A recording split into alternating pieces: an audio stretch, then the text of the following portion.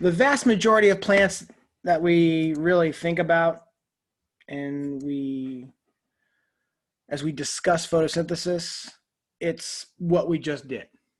Okay. Light-dependent reactions, Calvin cycle, regeneration of RUBP, making G3P, all that fabulous stuff. But is every environment the same? Obviously not. What if it's really hot? What if it's really arid or dry? Well, I need that stomata to close, right? Because if I don't close that stomata, I'm going to lose all my water. And if we're talking about an arid, dry environment, I'm not getting a whole hell of a lot of water anyway. So I want to conserve that, all right? When I close my stomata,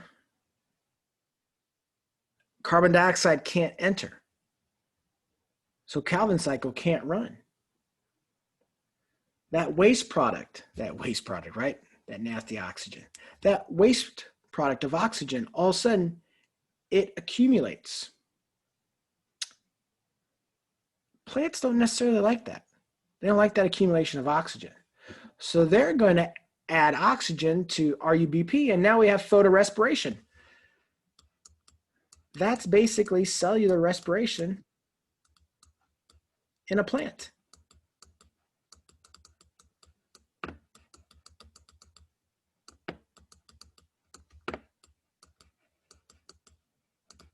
Okay. Photorespiration is basically cellular respiration in a plant. Remember we said mitochondria are a part of plants as well. They're not exclusive to animals. Here's where mitochondria steps up to the plate now. And it's going to utilize that oxygen. And it's going to help to create some energy. So this plant can now survive this hot, dry environment. We call this C4 photosynthesis. Okay? We call this C4 photosynthesis. This is basically us in September. Okay? If you have a yard, okay, at this time of the year, August, September, it gets really, really hot generally, and it gets really dry. It doesn't rain a whole hell of a lot. Okay? Plants that grow in your grass, that grow in your yard, are now different. Instead of having that beautiful green, lush grass, now all of a sudden you have crabgrass. I don't like that shit in my yard. Whoops, sorry. I don't like that stuff in my yard.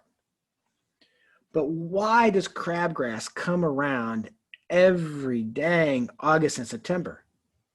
Because it's very dry and very hot, which is not what a C3 plant likes. All my plantings outside, they start to wilt a little bit unless I water it because it's hot and it's dry.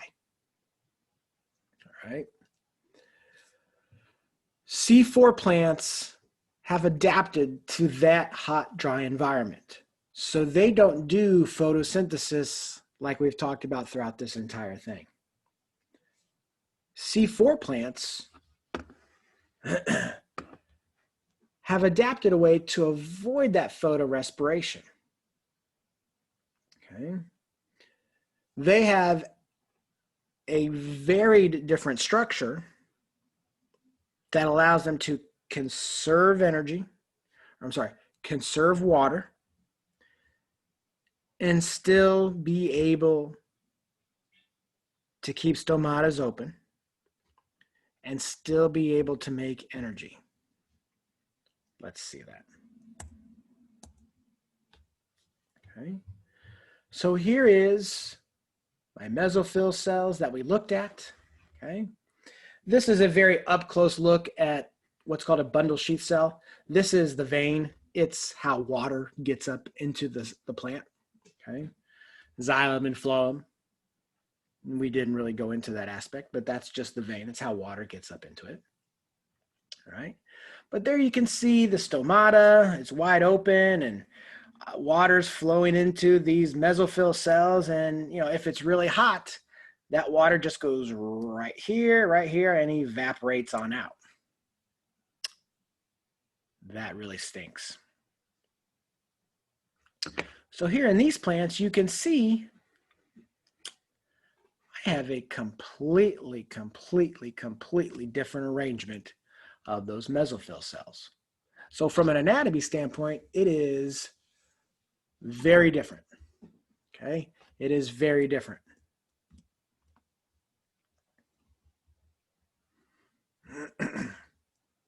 Okay, very different.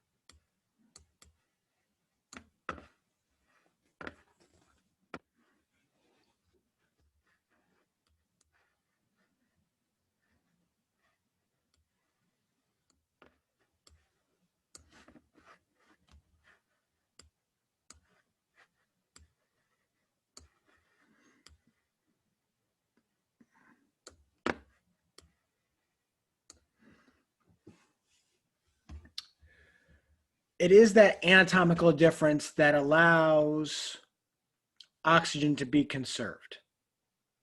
Sorry, water to be conserved. So I don't get this buildup of oxygen within the mesophyll cells or within those bundle sheath cells, the cells that protect the water. So I am able to keep these stomata closed for an extended period of time. And then when it does open, I can immediately get all that carbon dioxide to come inside. And I can not worry about an excessive loss of water through evaporation because I've kind of protected it with those bundle sheath cells.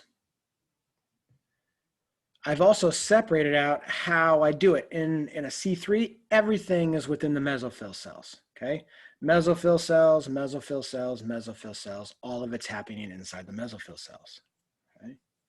When I have C4 plants, I gotta separate it. I just can't do it all inside a mesophyll cell, all right? That CO2, it has to be fixated in that bundle sheath cell. And it's just something that's slightly different. And you can see an example right there is corn or crabgrass, okay? Heat tolerant weeds.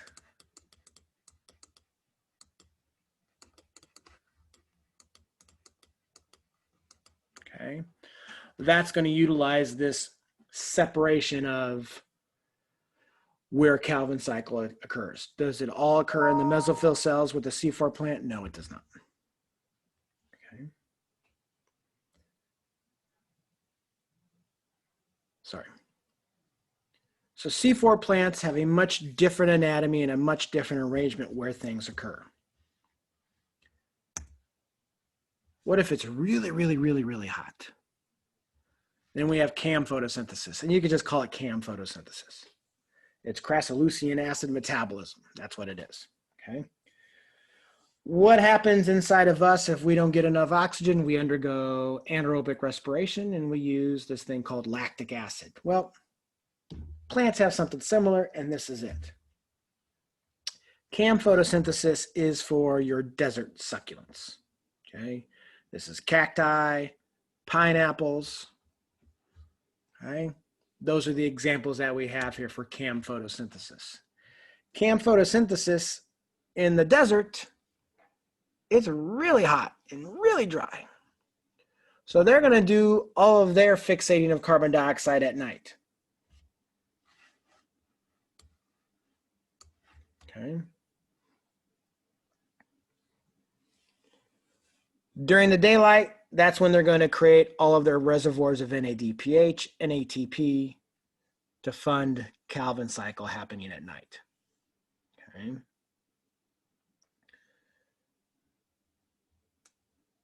Very similar during the daylight, NADPH and ATP when it comes to where everything is happening, very similar to a C4 plant. And then obviously it's very different because it's happening at night. So I have a nice little slide here that kind of shows off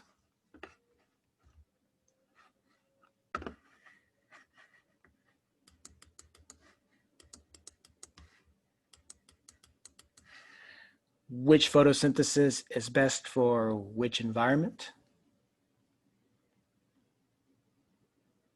Because I'm probably going to have, I don't know how many short answer questions I'm going to have on the exam yet, but you can probably guarantee that I'm going to have probably 3 at least. You know I'm going to ask something about cellular respiration. There's just way too many moving parts there for me not to ask a question. It's in my nature to ask a question about that because it's hard. A lot of moving parts. But you can probably guarantee, I mean, if you guys are all gambling people now, okay, which I assume you are, you can probably guarantee that I'm going to ask a question involving photosynthesis in some capacity. So you know I'm going to either ask you to explain C3 photosynthesis, the normal photosynthesis, the non-cyclic, the cyclic pathways, the Calvin cycle. Okay. I wouldn't ask a short answer question based on C4 or CAM photosynthesis. Could I ask what would be different if the environment changed? Yes. Okay. So C3 photosynthesis is normal, 75 temperate, water is available. Okay. But what if it gets really hot and a little drier than normal? Well, now C4 type of plants are going to thrive and your grass dies. Or what if I'm stuck in the middle of a desert? Okay. Obviously, those type of plants are going to be well adapted to survive those very arid, very hot environments. Okay. So, you know, I'm going to have a lot more function at night compared to a C3 or a C4 plant. The other question would probably be over what we just talked about with metabolism. Okay, probably a short answer question from there. Maybe a short answer from chapter 5, but the 3 that I just talked about, those are the big 3. Cellular respiration, photosynthesis, and something dealing with metabolism, either discussing how to speed it up or slow it down, how it's affected, or the laws of thermodynamics, or the laws of thermodynamics. Okay, the 2 laws that we have. Okay, so those would be the ways that I would ask at least those 3 short answer questions. Okay, so hell, there you go. It should be really easy this last exam.